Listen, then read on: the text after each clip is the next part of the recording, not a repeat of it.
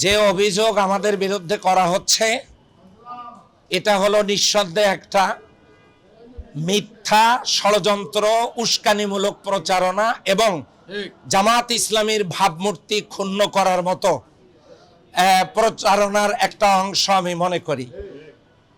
আমাদের সম্পর্কে কেউ যদি আজকে প্রতীক বরাদ্দর পরেই অসত্য কথা বলেন, তাহলে এ জাতি তাদের এই অসত্য বক্তব্যকে ভোটের মাধ্যমে প্রত্যাখ্যান করবে ইনশাআল্লাহ। এই জাতীয় ঘটনা সুষ্ঠু তদন্তের দাবি করছি এবং এর সুষ্ঠু বিচার দাবি করছি।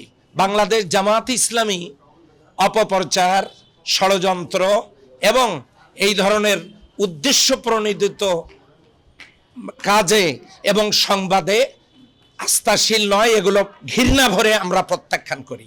আমি মনে করি অবৈধ অস্ত্র উদ্ধার করা দরকার এবং প্রার্থীদের নিরাপত্তা নিশ্চিত করা দরকার। আমরা কিছুদিন আগেই ওসমান হাদিকে দেখেছি, তার রক্তস্নাত বাংলাদেশকে দেখেছি।